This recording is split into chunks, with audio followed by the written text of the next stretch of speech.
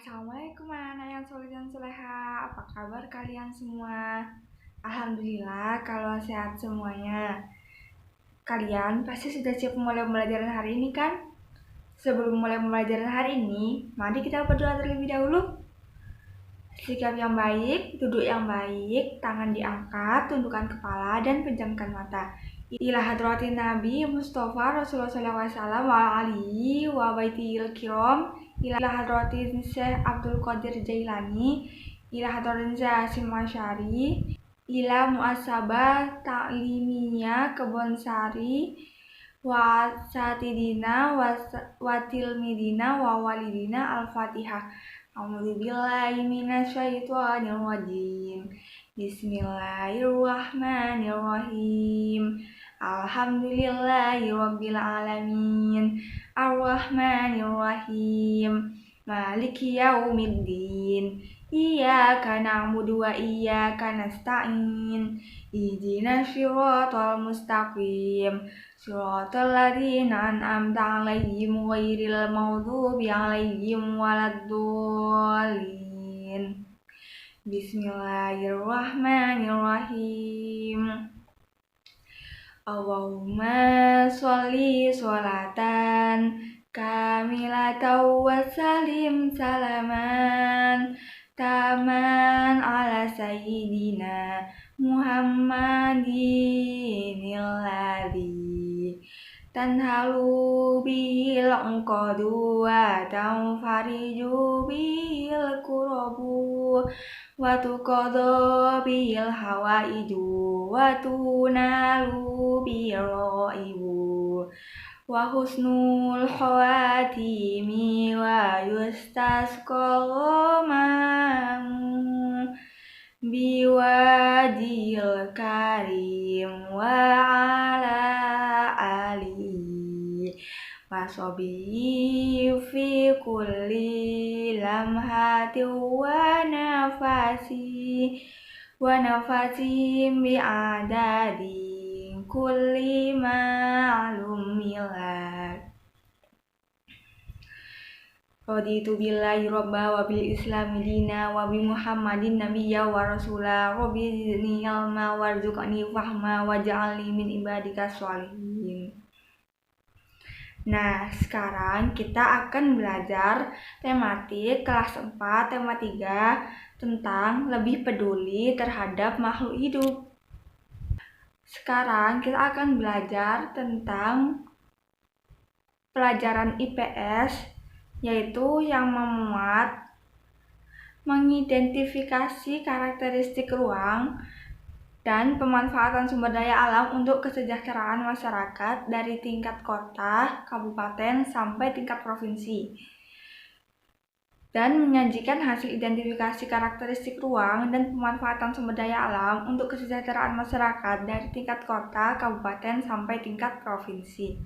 Kita akan belajar tentang materi bahari agraris dan perbedaan pantai, dataran tinggi, dan dataran rendah, dan yang terakhir tentang sumber daya alam. Nah, yang pertama kita akan belajar tentang bentang alam. Apakah kalian tahu apa itu bentang alam? Nah, benar. Bentang alam yaitu biasa disebut dengan penampakan alam, yang artinya segala sesuatu yang dibentuk oleh peristiwa yang ada di alam. Bentang alam yang ada di permukaan bumi dibagi menjadi dua, yaitu ada daratan dan perairan. Bentang alam di Indonesia ada daratan rendah, dataran tinggi, dan pantai. Pantai yaitu tempat yang berbatasan langsung dengan lautan. Pantai juga terdapat hamparan pasir dan karang yang sangat luas. Suhu udara yang panas sering dimanfaatkan untuk berjemur. Terdapat banyak pohon kelapa dan pohon bakau untuk mencegah abrasi. Mata pencaharian yang ada di pantai kebanyakan yaitu ada nelayan, petani, dan sektor wisata. Pantai biasa dimanfaatkan sebagai tempat wisata, tempat garam, perkebunan kelapa, pertanian pasang surut, objek wisata, dan pengembangan pengrajin khas pantai. Contohnya terumbu karang dan mutiara. Yang kedua ada dataran rendah. Dataran rendah yaitu permukaan bumi datar yang terletak sekitar 200 meter dari permukaan laut. Suhu di dataran rendah tidak terlalu dingin dan tidak terlalu panas untuk kehidupan. Nah, daerahnya juga datar, banyak hamparan tanah luas, tanah yang subur, dan terdapat aliran sungai. Mata pencaharian di dataran rendah yaitu petani, karyawan pabrik, pedagang, dan penyedia jasa. Tanaman yang cocok ditanam di daerah dataran rendah yaitu ada padi, jagung, tebu, kedelai, dan lain-lain.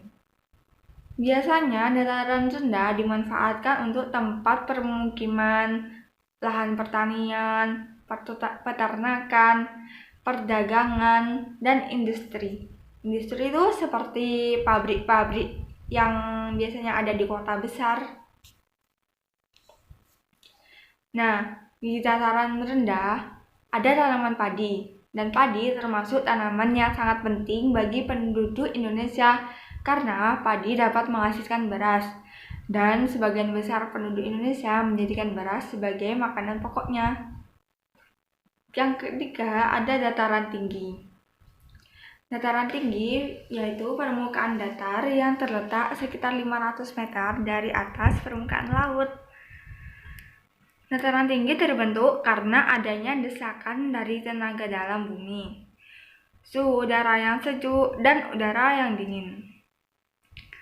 Tanaman yang cocok ditanam di dataran tinggi yaitu sayuran, buah-buahan, seperti teh, kopi, jeruk, apel, dan lain-lain. Mata pencaharian di dataran tinggi kebanyakan perkebunan, peternakan, dan jasa wisata. Dataran tinggi biasanya dimanfaatkan untuk lahan perkebunan dan objek wisata. Materi yang kedua ada kelestarian sumber daya alam. Nah, negara kita mempunyai banyak spesies hewan. Beberapa di antaranya jumlahnya masih sangat banyak, dan beberapa juga sudah mulai punah. Adapun beberapa contoh hewan langka yang ada di Indonesia seperti burung cendrawasih, harimau, orangutan, dan lain-lain. Pemanfaatan sumber daya alam hayati. Manfaat hewan bagi manusia yaitu contohnya ada ayam dan bebek. Mereka menghasilkan telur, dagingnya bisa dimakan, bulunya dibuat kok ataupun kemucing. Yang kedua ada kambing. Kambing menghasilkan susu dan dagingnya bisa dimakan. Yang ketiga ada sapi. Sapi menghasilkan susu, dagingnya bisa dimakan, kulitnya bisa dibuat beduk ataupun jaket. Manfaat tumbuhan bagi manusia dalam pemanfaatan sumber daya alam hayati. Nah, yang pertama ada tanaman rotan. Kayu rotan digunakan sebagai pengrajin, sebagai bahan pengganti kayu, contohnya barang mebel, bola takraw, dan lain-lain. Dan batang dari rotan juga bisa dijadikan sayur oleh suku Dayak daerah Kalimantan Tengah. Getah rotan juga bisa digunakan untuk melapisi kayu agar kayu terlihat cantik dan mengkilap. Yang kedua ada tanaman kelapa. Tanaman kelapa buahnya untuk dimakan. Batangnya bisa untuk perapian. Daunnya untuk membuat ketupat. Serabutnya bisa membuat sapu ijuk. Manfaatan sumber daya alam sebagai energi alternatif. Contohnya matahari. Sinar matahari bisa digunakan sebagai energi pembangkit listrik, tapi harus melalui proses yang panjang. Ada alat sendiri untuk menerima sinar matahari itu. Yang kedua, ada air. Air digunakan untuk bendungan sungai, waduk, atau danau. Yang selanjutnya yaitu ada angin. Angin ini bisa dijadikan energi listrik yang sangat berguna bagi kehidupan sehari-hari. Yang keempat, ada biomasa. Biomasa ini diproses dengan cara pembakaran, berasal dari tumbuhan, sedangkan yang berasal dari kotoran hewan dan manusia itu disebut dengan biogas. Tanaman bermanfaat yang dapat ditanam di pengarangan rumah. Kencur. Kencur biasanya digunakan sebagai bumbu masakan untuk sayur bening. Kencur salah satu tanaman obat yang bermanfaat untuk meredakan flu pada bayi, masuk angin, dan sakit kepala. Yang kedua, ada kunyit. Kunyit juga salah satu jenis tanaman obat. Khasiatnya antara lain antimikroba, pencegah kanker, mengatasi mak, antioksidan, dan menghilangkan gatal pada kulit. Selanjutnya, ada tanaman meniran. Bagian daun, batang daun, dan akar sering digunakan sebagai obat herbal. Contohnya, antioksidan, cegah batu ginjal, dan peradangan. Yang keempat, ada jahe. Jahe biasanya digunakan untuk bumbu masak dan memberi efek hangat pada perut. Oleh karena itu, jahe biasa digunakan untuk minuman penghangat tubuh, meredakan batuk, kolesterol, mabuk darat, dan meningkatkan kekebalan tubuh.